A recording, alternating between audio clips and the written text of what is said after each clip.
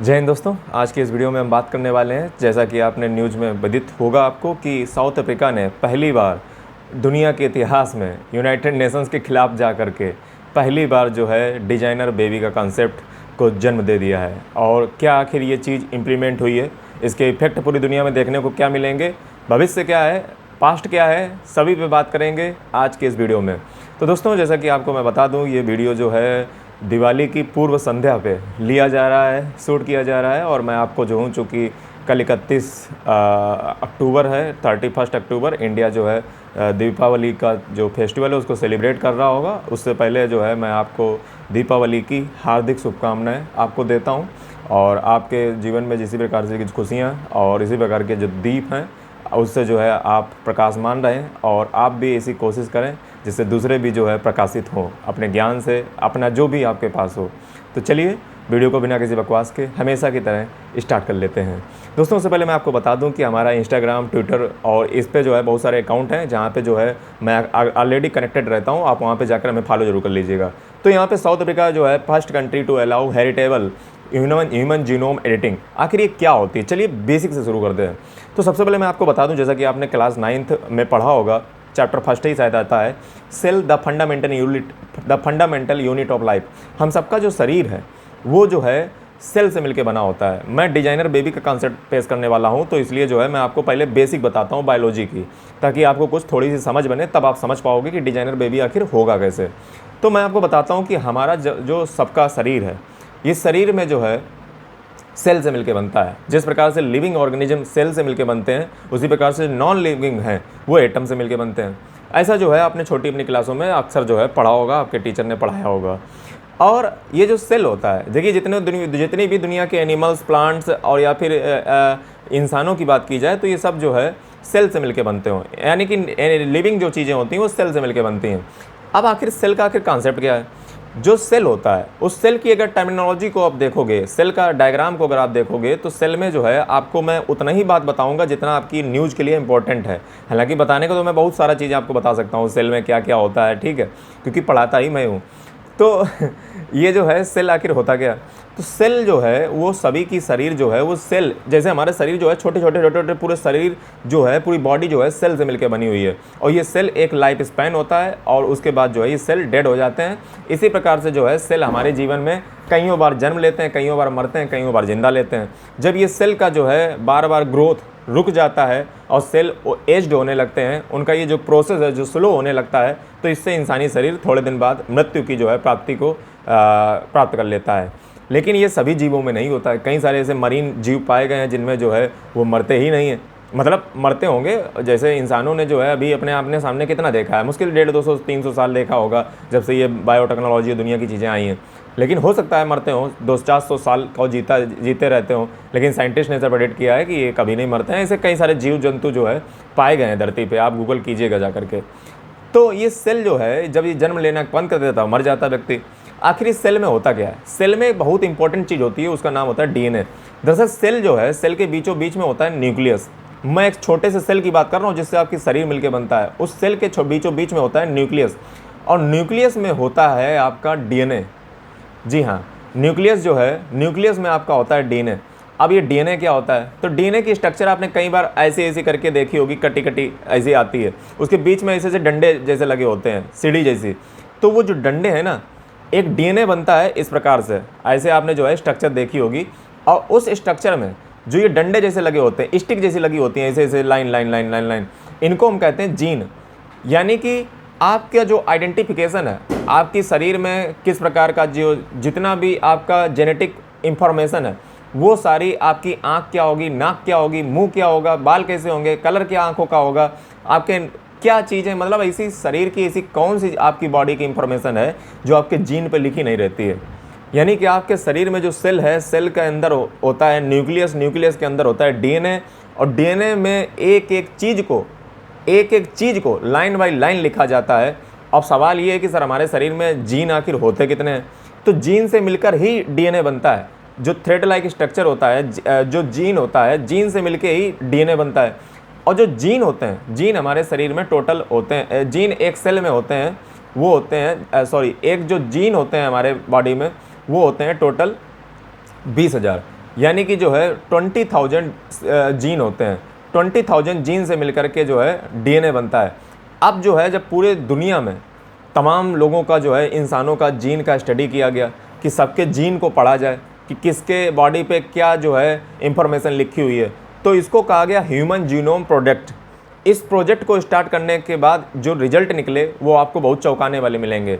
Science का जब ये ह्यूमन जीनोम प्रोजेक्ट चलाया, यानी कि इंसानों पे स्टडी की कि कितने लोगों का जो जीन है उसमें वेरिएशन कितना है, तो आपको आश्चर्य होगा कि इंसानी जो शरीर है वो दिखने में तो अलग अलग दिखता है, लेकिन जब हमने ह्यूमन जीनोम प्रोजेक्ट के तहत इंसानी शरीर पे अध्ययन किया, स्टडी किया, तो हमने पाया कि हमारे इंसानी शरीर में कोई डिफरेंस है ही नहीं।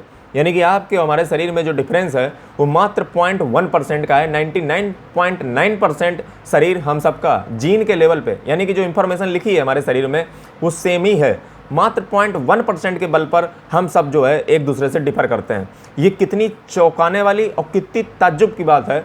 आपको ये बात पता होनी चाहिए कि हमारा जो इंसानी शरीर है उसका जब ह्यूमन जीनोम प्रोजेक्ट के तहत जो जीनोम स्टडी की गई, तब जो है हमें पता चला कि हमारा जो जीन है वो जीन है हमारे शरीर में, हम सबके शरीर में, उनमें वेरिएशन जो है यानी कि जो चेंज है हर शरीर बॉडी में, उसमें मात्र जो फ़र्क निकल के आया वो 0.1% का निकल के आया। इसी को लेकर के कोर्ट ने अभी थोड़े दिन पहले जजमेंट भी दिया था कि हम सिर्फ फिंगरप्रिंट और इस दुनिया के चक्कर के ऊपर जो है हम सिर्फ इस पे बेस पे हम किसी को सज़ा नहीं दे सकते हैं, क्योंकि 0.1% का डिफरेंस है। यानी कि ये देखिए कितना बढ़िया आर्गूमेंट जो है हमारी कोर्ट ने दिया था। आप गूगल पे डाल के देखिएगा कि 0.1% के तौर पे हम जो है थोड़ी ना इसको एज एविडेंस प्रूव कर सकते हैं। जैसे नहीं कुछ लोग पेश कर देते हैं कि देखिए फिंगरप्रिंट ये चीज़ें वो चीज़ें, तो ये कोर्ट ने कहा था। फिलहाल इसे एक्स्ट्रा आपको बताया।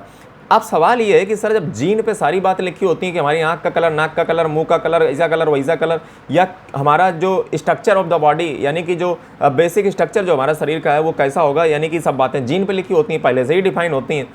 तो सवाल ये कि सर है कि क्या इसको चेंज किया जा सकता है? जैसे मेरी आँख मान लो अगर ब्लैक है तो मान लो क्या हमारी आँख ब्लू हो सकती है या पिंक हो सकती है? तो इसका जवाब है यस। आप अपने शरीर के बाल, नाक, कान, इंटेलिजेंस, आपका IQ, आपकी हर चीज़ को चेंज किया जा सकता है, और इसको हम कहते हैं जीनोम एडिटिंग। जैसे होती फोटो एडिटिंग, ऐसे होती जीनोम एडिटिंग। अब सवाल ये है कि साउथ अफ्रीका ने क्या किया है। दरअसल अभी तक क्या होता था पूरी दुनिया में, मैं आपको बता दूं कि एक कन्वेंशन चलती है जिसका नाम है ओविएडो कन्वेंशन। इसके द्वारा जो है ये कहा गया है कि यूरोपियन नेशंस जो है वो कोशिश करेंगे कि जो ह्यूमन एम्ब्रायो है यानी कि जो भ्रूण है उसको जो है निषिद्ध करेंगे कि जो है किसी प्रकार की जीनोम एडिटिंग ना होने पाए किसी भी एम्ब्रायो की। ऐसा यूरोपीय यूनियन ने अपने ओविएडो कन्वेंशन के अनुसार कह रखा है। International commission on clinical use of human genome editing ये भी ऐसा करती है कि क्लिनिकल एप्लीकेशन जो है ह्यूमन जीनोम एडिटिंग का उसका जो है आकलन करती है और इसको जो है रोकती है कि ये जो है पूरी दुनिया में ना हो। यानी कि डिजाइनर बेबी, यानी कि डिजाइनर बेबी का मतलब होता है कि जो बच्चा जन्म लेगा उसका जो है पूरा पहले से ही आप उसमें लिख दोगे कि इसका आंख ऐसा होना चाहिए, कान ऐसा होना चाहिए, मुंह ऐसा होना चाहिए, इंटेलिजेंस इतना होना चाहिए, बुद्धिमान इतना होना चाहिए। ये सारी बातें जब अगर आप पहले लिख दोगे तो फिर जो एक इंसानी जो रेस है, जो ह्यूमन रेस है, उसमें कितनी सारी समस्याएं खड़ी हो जाएंगी जा करके। आप जरा समझिए विचार करके। तो अब इंडिया में इसका क्या है, तो इंडिया में जो ह्यूमन जीनोम एडिटिंग है उसको भी जो है बंद करके रखा गया है, ठीक है, और इसकी क्लोनिंग जो है वो बंद करके रखी गई है, मैं आपको बता दूं। और national guideline for stem cell research के द्वारा ये कहा गया।